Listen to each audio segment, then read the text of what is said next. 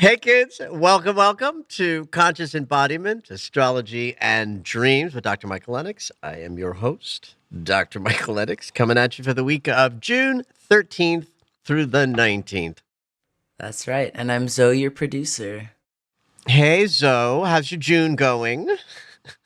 Busy. So I feel like this coming week, I'm going to finally hit summer. So I'm looking forward to that.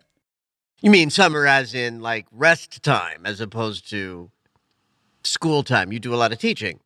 Yeah, I just have a little bit more freedom in my weekends now. So I'm looking forward to that a lot. All right. Well, it is Gemini season, which is all about connecting and moving about. So busy is par for the month. Mm. It's an interesting week. We've got a full moon this week, so it's definitely a week of amplified energy. There's some Mhm. interesting wrapping up with Mercury, who finishes his little process this week. Some interesting things with Venus that connect to the eclipse season that we're just coming out of. And then a boatload of healing, which we hinted at in last week's podcast, but that activates this week with Mars and Chiron. So we got a couple of things to break down, and we'll finish our astrology segment with the juicy full moon in Sagittarius that hits right at the beginning of the week, Tuesday morning in the wee hour. So let's start looking at some things.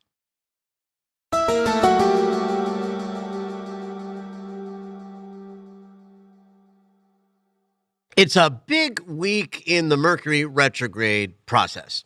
We're still in Mercury's retrograde cycle, but we're in the third act of that, the direct shadow. So Mercury's moving direct. We're not in, that bumpy backward motion type of his cycle. We're in the putting it all together. But something interesting happens today with Mercury is that he moves from Taurus into Gemini once again.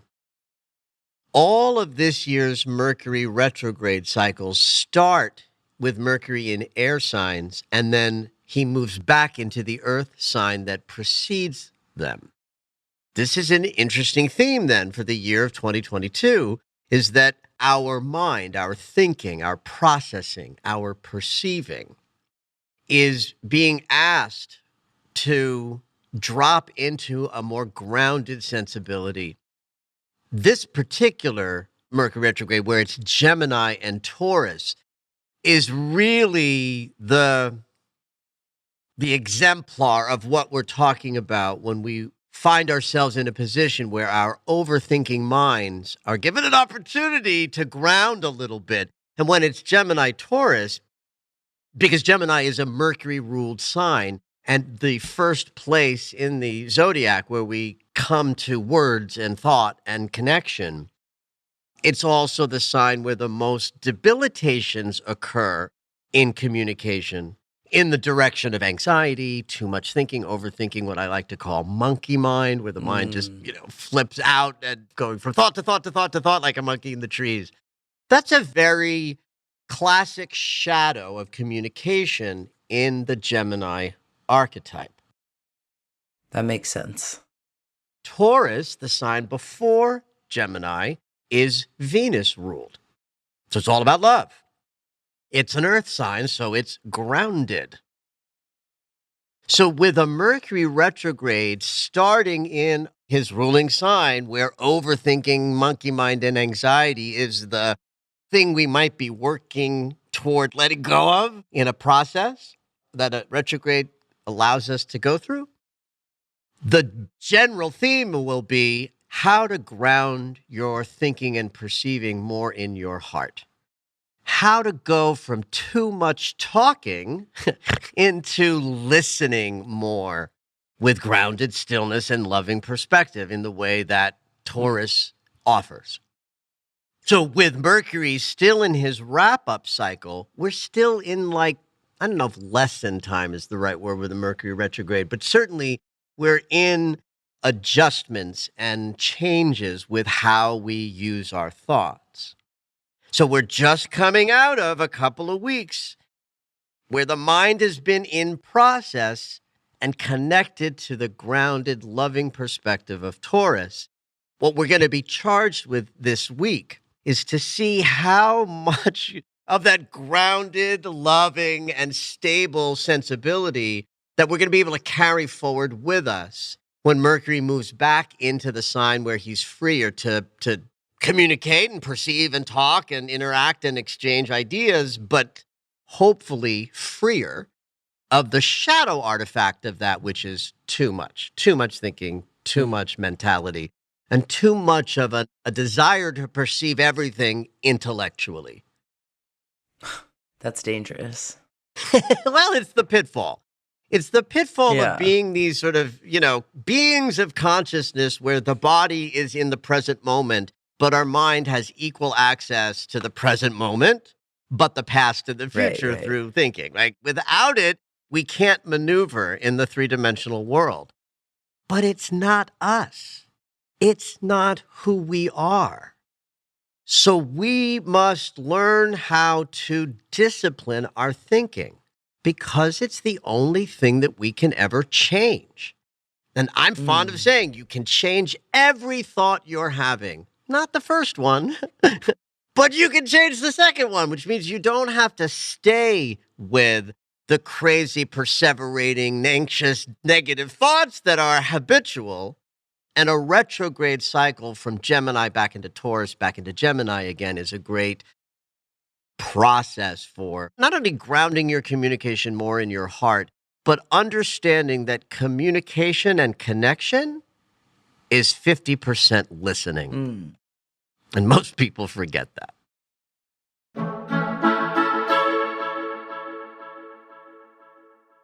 One of the triple transits of this Mercury retrograde cycle was a semi-square to Chiron. So you've got the thinking mind in a mild conflict energy with the wounded spaces, Chiron. Thank God it was a semi-square and not a full-on square. It allowed us to be triggered during the Mercury retrograde with thinking about communicating around and interacting with self and others through wound consciousness so that we would be stimulated to take a look at things that needed our attention. Like we also had Mercury trining Pluto during this process, which allowed us to go into the underbelly a little bit, to be comfortable with the shadow and the lower depths so that we could process the shit that Mercury in this dust up with Chiron sent our way. What's interesting is that the trine from Pluto happened while Mercury was in Taurus, and the semi-square to Chiron is a function of Mercury in Gemini.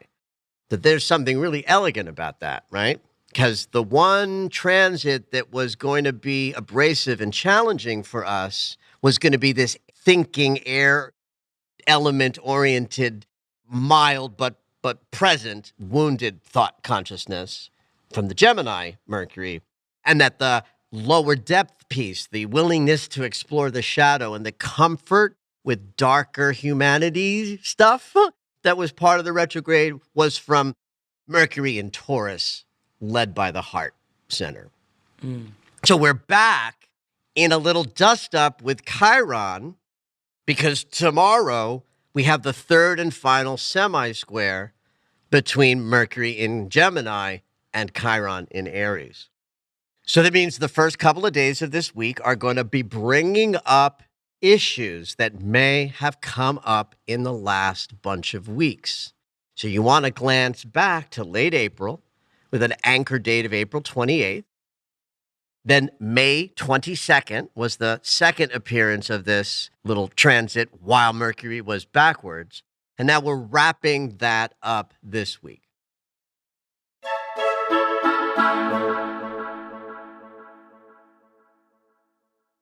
I'm looking through my text messages right now at one specific conversation, and I'm like, oh, what was that date? Because I am scheduled for a conversation at the beginning of this week. Don't tell me. And it connects to things that rose up. And it connects to the end of, April. Yeah, I love that. Listen, this is one of the juicy things about astrology when we like to say you just can't make this shit up. Because when I put these things out, people look back and inevitably will comment and come back to me and say, yes, just like you just did. But I need to say something to all y'all who are sitting here going, well, gee, late April, mid-May did not bring such a thing to me that's so obvious, you know. It's not going to be that exact for everybody every time. Mm-hmm. So if you're sitting here and you look back to April 28th and May 22nd and you can't see something that wraps up as elegantly as Zoe just sort of posited is possible, don't feel left out. It's just not your Mercury retrograde to go deep in that way. And I wish you the best, Zoe, with the wrap up Thank because you're you. supported. That's the most important thing to tell you, and therefore ipso facto people who are also listening who glanced back and saw some connection to those dates, is that the elegance of the Mercury retrograde often plays out like this. The first hit, you get confronted with a thing that needs your attention. The second hit, while Mercury is backwards, is usually where it becomes a bit of a crisis or a breakdown. And then we get the third act wrap up, put it all together in this position that we're in this week. So here's to that conversation going well for you. So Thank you. Thank you. then on Saturday of this week, on Saturday, the 18th of June, that's when Mercury returns to 4 degrees of Gemini, where he started his backward motion. And that's the end of the third act. And the next 2 months, so essentially all of July and August, is what I call the free and clear portion of Mercury's cycle, where he's moving forward, going at his regular speed with no retrograde in sight. So it's a great couple of months to put things out into the world that require your thoughts and your communications and your ideas, where you don't want a built-in delay or you know, a guaranteed sense of, you know, slowdown or breakdown in your plans. So the free and clear period starts this weekend. Have at that.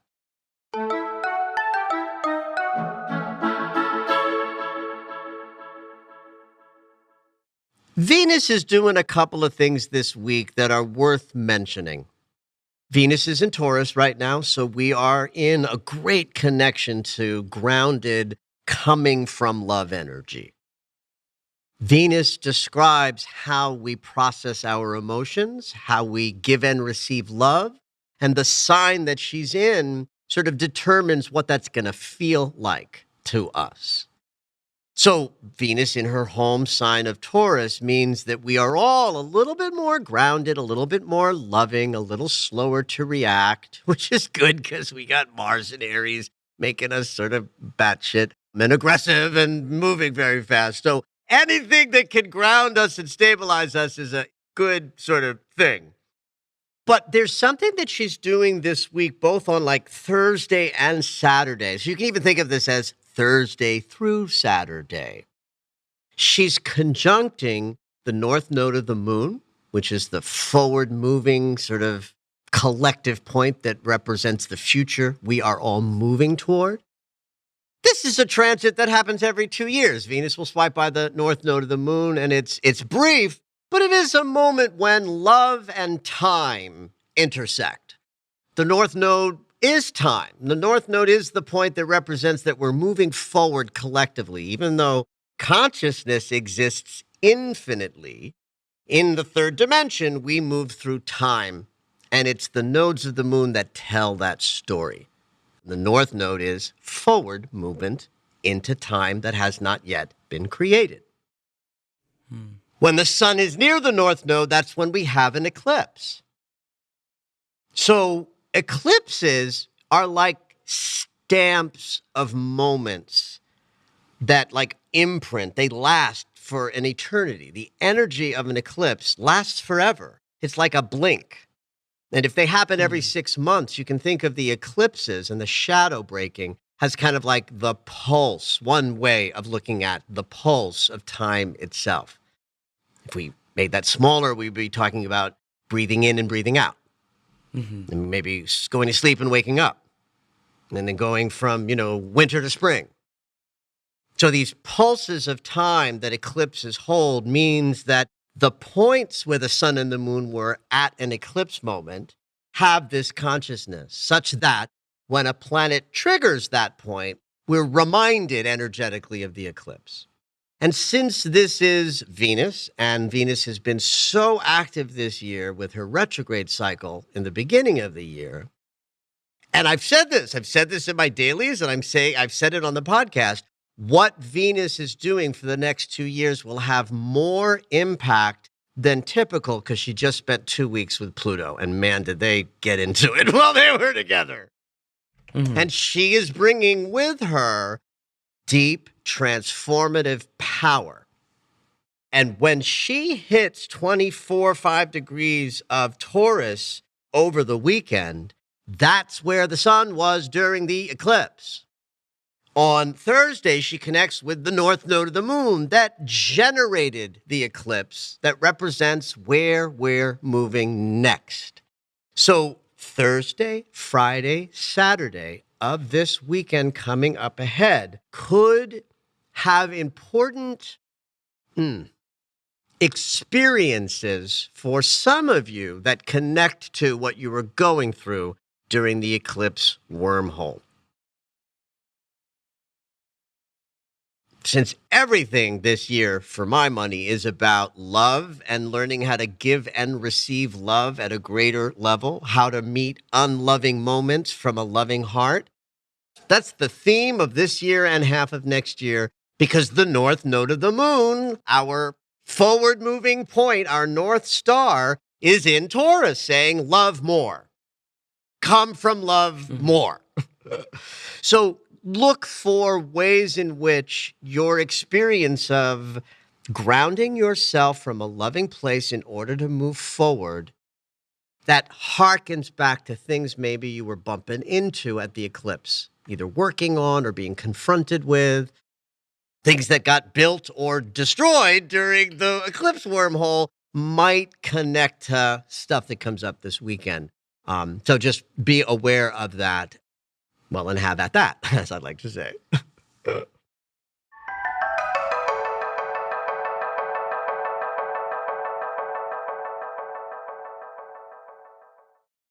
In a minute, I'm going to talk about the full moon that's coming on Tuesday, but I want to first just talk about one of the sidebars of this full moon, which is Mars conjuncting with Chiron in Aries. I think one of the most powerful archetypal possibilities that exist when the planet of action and behavior connects with the great healer. So let's just start for a second by honoring Chiron. Let's bring Chiron into our view in this moment as you're listening to me. Imagine that there is, in existence and in consciousness, the healing energy, the part of you that knows, the part of you that taps into ancient wisdom, lives in all of us. So astrology offers us this beautiful archetype of the centaur, who, half horse, half man, in a sort of immortal divine creature, is designed to take us through the woods of our experience, where the woods are the unconscious place where wounds live, right? In mythology, Chiron was a trainer and a healer and a teacher, and he knew everything from combat to herbs. He knew it all. And that energy lives in each of us, and that's what astrology teaches us. Astrology allows us to see not as Saturn as something out there that trips us up and kicks our ass, but the inner teacher that's inside of all of us. Same thing with Chiron, the inner healer. What's the challenge with having wounds? They hurt. Or was that was rhetorical? Well, no, it actually wasn't rhetorical, but it's an adorable answer because, of course, yes, they hurt. But then what happens when we have these hurts that live in us that are unhealed? They attach themselves to our behaviors. And we move through life acting and doing things more from our wounded spaces than from our healed, loving, integrated sense of self. Mars is the planet of action. One of the best ways to understand the personal planets, and as they move into different signs, is to sort of say, okay, well, Mercury is how we think and perceive. So the sign he is in will indicate how we're thinking and perceiving, what's the style or quality. Venus is all about how we perceive our emotional body and the wisdom that comes from our feelings and how we share love with others. So the sign that Venus is in will give the style or the sensibility to that act. Mars's movement through the zodiac is all about how we choose, move, act, and behave. Mars in Aries is in his home turf of I act because I act. I move because I am that. I am the mover and the actor and the doer. I will do that. And in Aries, he's sort of free to live it up in his own sort of fashion, which is a great thing, right? That's like a factory, installed default. Mars in Aries, we act and do from a fiery place. But if we act and do from a fiery place while steeped in wound that lives in our unconscious, our actions and our choices and our behaviors are going to reflect our wounded consciousness more than our healed consciousness. So a moment when Mars and Chiron gather, imagine what that meeting is like. Mars is firing through consciousness, but he has to stop for a moment and meet up with the centaur, the mysterious guide through the woods who's going to say to him in a Yoda-style fashion, what's up with all this acting and moving and doing without thought and without consideration and without the heart in the mix? Mars won't be happy about this, but he'll sit down, shut up, and he'll take in the lesson because he has to. And that's part of this week. And more importantly, it's part of this full moon.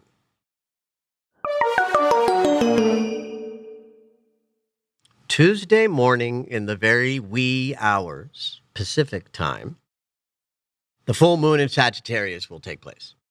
Such an important full moon for the moment because the sun's in Gemini.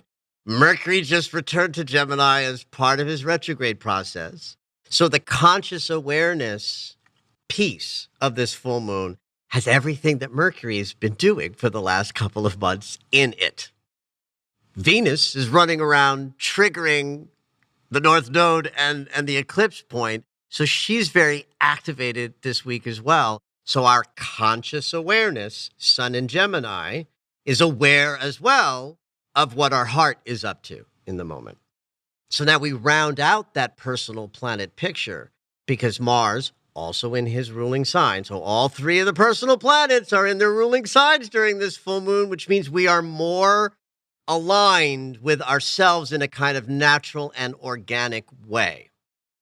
And almost to the minute, the gathering of Mars and Chiron is exact with the full moon lunation being exact. Probably about 12 hours apart, but in the world of astrology, that's like simultaneous. So in the spirit of every full moon being an opportunity to release the stuff that's no longer serving us, to let go of the material that we've been working on letting go of, it's an incredible boon to have this Sagittarius full moon that allows us to go into our conscious awareness of all the thoughts we're having and all of the intellectual ways we orient ourselves, Gemini Sun, and then understand that there are higher truths to align ourselves with. There's the spiritual seeking that leads us to understand, know, and own those higher truths. And that's the Sagittarius archetype unfolding and unfurled. So from these higher truth places that allow us the release experience that full moons give us, sort of opening up the unconscious to say, all right, the moon is full. We're seeing the most that's seeable in the dark so that we can go in there and pluck shit out that's ready to go away. That right there on the side, we've got this fiery, powerful gathering of Mars and Chiron in Aries. I'm seeing that as like a fired up surgical tool, zapping its way into exactly where we still have wounded spaces that are ready to give up the ghost. And the sun and the moon pull us open at the level of the unconscious.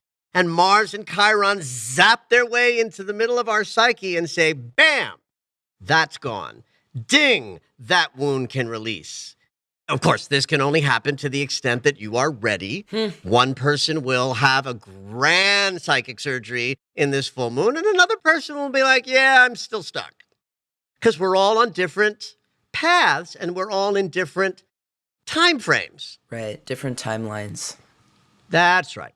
But to the extent that you, dear listener, are ready to release some measure of wounded stuff that you've been working on, this full moon is that full moon. Now, I want to emphasize that which you've been working on. I keep mentioning every time I talk about Venus these days, I always mention the retrograde, even though it's now like 6 months in our rear view mirror that Venus hung out with Pluto for 2 weeks. But she will carry that power for 2 years. So Venus in her ruling sign during this full moon says the heart is ready to let go of deep stuff because Venus is empowered by Pluto to do so. The mind is saying, I'm just coming out of my retrograde and I learned how to be more loving and now I'm home in Gemini and I'm ready to release how my thinking doesn't serve me.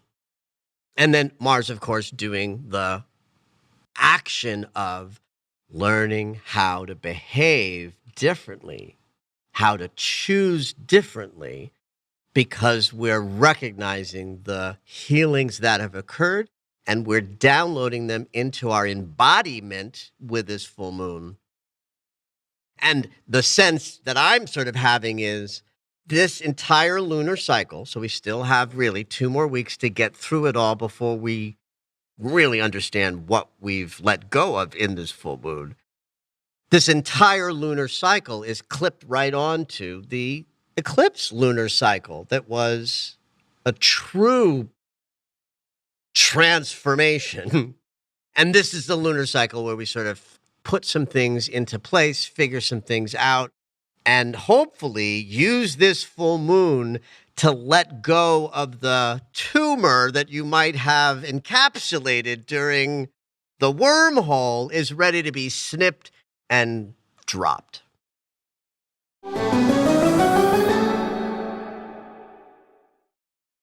So this full moon is ruled by Jupiter. The moon is in Sagittarius, Jupiter's ruling sign, and Jupiter is all about more. The expansion, the abundance we desire, the spiritual seeking that drives us, the desire to learn and educate ourselves, the need to travel and experience the world in a stimulating sort of way. These are all Sagittarius-like qualities and experiences. What keeps us from having more? Usually our perception that it's not available or that it's too much or that, the world isn't friendly to us in that way. Those are Gemini artifacts, thoughts that inhibit your ability to see possibility is part of what we're letting go in a Sagittarius full moon. Anything that happens from the neck up in your experience that inhibits you from really getting that the world is your oyster and that we are here to experience joy and more of that, that's what we're looking to let go of in a Sagittarius full moon.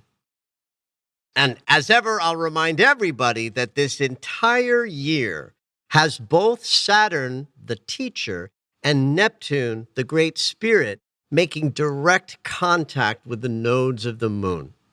So if the nodes of the moon reflect our movement forward into the future that we're creating as we go, remember that Saturn, the teacher, is squaring both the south and the north node of the moon all year, which means there are lessons aplenty that we must take on in order to move forward into the magnificence that we desire to create. And Neptune, the great spirit planet, is connecting to the nodes in a much more harmonious way, where he's trining the south node and sextiling the north node, which translates to you guys that life's going to give you every frickin' breakdown you can imagine to move forward, because Saturn is telling us that's what the year is about.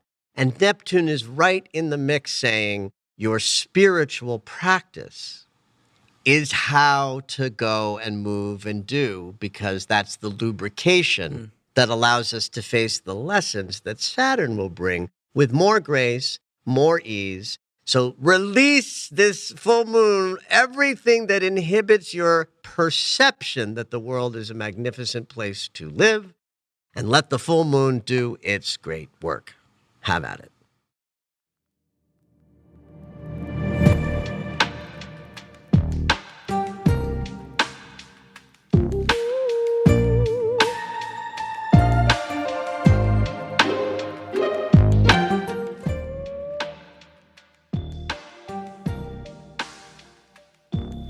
It's dream segment time. Every week, Dr. Michael will interpret dreams that are sent in via email or take a live caller. If you would like your dream interpreted on the podcast, you can go ahead and email us at dreams@michaellennox.com. Hopefully your dream will make it onto the show.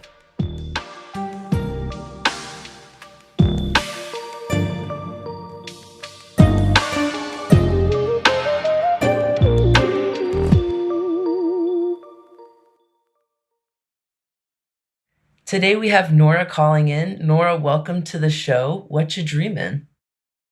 Hi, thanks for having me. Okay, so I actually have like a 3 series dream that has a common thread. So I'll give you the gist of each one, like very briefly. Okay, so the first one is about I'm in a submarine on like a tour past my neighborhood in Queens, New York. Big reunion, all friends and family there, and I'm kind of celebratory mood. And then it makes a turn and it goes to start its descent.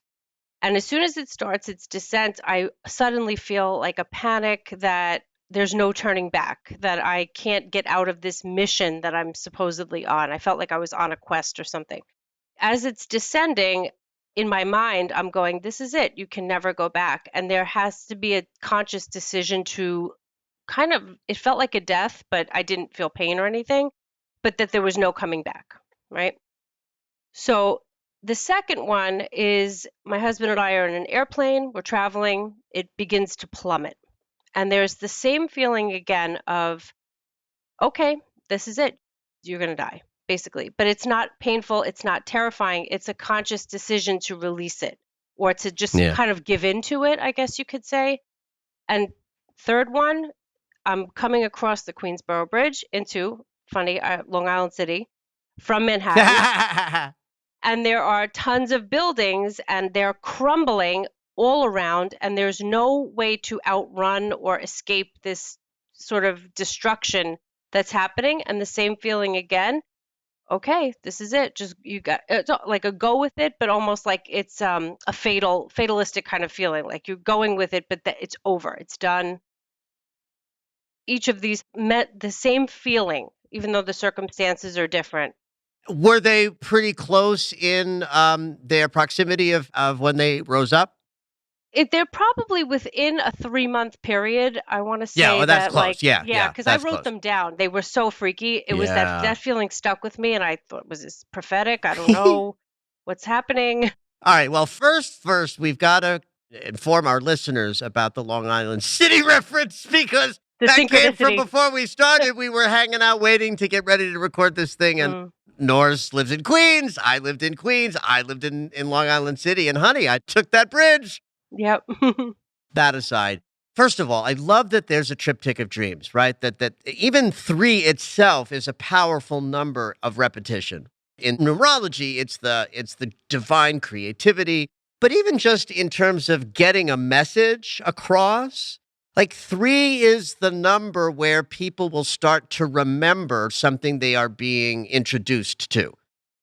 Right. Like even twice is not as powerful as 3 times in terms of delivering a message, or, sometimes when people are being trained to remember things better or remember names, it's like using the name. Once you've used someone's name 3 times, it's solid. Anyway, 3 is an important receiving of information number. Was like getting the message. Yes, I got it. The first time it's interesting. The second time is, But by the third time, it's like, wow, this is important. Right. So this is all about change, mostly. Is life changing a lot? Um, yeah, I just turned 50, and so there's that. And both of my kids are now in college, so there's that life change of having Okay, a little yeah, more free right. time, I guess you could say. Yeah, there's some life changes happening around me. In all three of these dreams, we're looking at different iterations of how change takes place. The first one is emotional, the second one is mental, and the third one is collective. So, here, let me take you through this. I mean, I have to also say that there is also a theme of you in your life with your, community and surrounding neighbors. Like we start this triptych off with a dream where you're in your neighborhood, you're surrounded by families and friends, right? So it's like Nora in her life. Right. But there's this demand to go into a deep dive of your emotional world. Submarines move through water. Water is akin to our emotional unconscious. And so a deep dive in a submarine is to say, I'm going to go to deeper levels of my emotional experience because I'm on a mission. And when we face change, the death rebirth is really a good symbolic expression of what change looks like. You've got to you got to allow your old life to die for a new life to sort of emerge. And this first dream says it's an emotional process. You've got to surrender to deeper emotions. And then because there's no fear or recoiling back from any of these dream images, then we know that we're talking about your greater consciousness, the sense of you're carried through life, you're guided in the process. It's not like a real death where we're terrified. It's like a surrender to the change. And that's why there's no pain. But there's also this really clear sense of you don't get a choice in this. Like, it's not like you can turn back and say, no, I won't dive into the emotions of allowing my world to change completely, to step into my 50s, to be in the empty nest and anything else that might be coming up at this time, which we'll get to in a minute with the third dream. Yeah. The reason why I declare that the second dream to me feels about mental shifts and changes and transformation in your thinking, perceiving, and communicating consciousness is because you're in an airplane. You're in the air. And air is akin to intellect. So we first dove into the emotions in the first dream, and then your psyche comes along and says, don't forget, you also have to shift your perceptions, how you communicate and interact with others. So planes are always about transition to begin with, because we get on a plane in one place and an hour to 3-4 hours later, we get off and we're in a completely different territory. So it's also about the change and transformation that's happening at this time, made even more clear by the fact that this plane is going to crash. Yeah. But again, you're resigned because this isn't something that you can negotiate out of. You Right. can't not move through this developmental change in your life at this time. So Exactly. emotions in the first, mental thoughts and intellect in the second. And what I love about the third dream is the third dream for me is where your psyche said, let's not forget about that we're alive at this time on the planet, where it's crazier not only than it's ever been, Yeah. crazier than any of us of a certain age could even have imagined it would become. So if you're 50, you got 5 decades of experience on a planet that has demanded of us, with no turning back, a willingness to participate in the crumbling of our society. Whatever that winds up leading to, it's crumbling. The old ways are dying out, and none of us escape the transition into new territory. So this dream features a bridge. Bridges are about transitioning from one state to something unknown or something yet to be traversed. And the fact that it's a bridge in public spheres and people are crossing the bridge and the crumbling of the buildings is what sparked my imagination to think that what's the third piece? If one is emotional, one is mental, then the third one is about the world is changing. I must change with the changing world. Hmm. And in fact, you're resigned to that as well. And these are the ways we wake up and face changes that are, in fact, terrifying, is that we go into our unconscious territories in sleep and dreams and are shown or told that not only do we have this, we got this, but that we must surrender to the emotional changes, the mental changes, and the community shifts and changes as well. Right. It definitely felt inevitable, and it felt like that no turning back feeling, and it felt so much bigger than me. It's funny that the second dream had my husband involved in it, and he was like next to me on the airplane, whereas the other ones, there were people around. I'm thinking to myself, maybe my marriage is changing. There's all kinds of things that now that what you said, I'm just putting it all together like, wow, that's pretty deep. Well, and of course the marriage is changing. Even just having grown kids who leave the home is a change to a marriage. Even if that change goes well, even if it's welcome, it's still a death of the Yeah. old way. Hmm. Yeah, exactly. That's a really interesting way to think about it as far as the collective and then mentally and emotionally. I hadn't even thought of that at all, but it makes so much sense what you're saying. Beautiful. Are there things that you did think over these last few months that are might be curious to share? Because they count. I mean, I'm Yeah. offering my interpretation, honey, but it's still your dream. I mean, the world we live in, just being a teacher in New York City, there's so many things that go on in my community level on a day-to-day basis that structurally have to Mm. change, institutionally have to change, but not necessarily knowing what to do. So I think that's where I'm kind of caught in between of like there's this inevitability of change, right? But then there's that Mm-hmm. what to do, what my Right. little level can I Right. do, or what steps do I Right. have to take next? None of that came clear in my dream. Just that there is an impending sense of change that has to happen, but like sort of Right. this I don't know, like this vast unknown of what is that change? What do I Right. do Right. on Right. a Right. daily No, basis? that's a yeah. And so you're a teacher. Yes. So you are on a regular basis interacting with the generation that has to inherit Yeah. the shifting and changing now, Right. right? And guess what, Nora? You don't know the solution because there is none. Right. But that doesn't mean that we are not up to it or capable of it or that there's an Mm. inevitability. We must all help usher ourselves across the bridge of the current level of transition, even while the buildings are Mhm. crumbling Mhm. around us.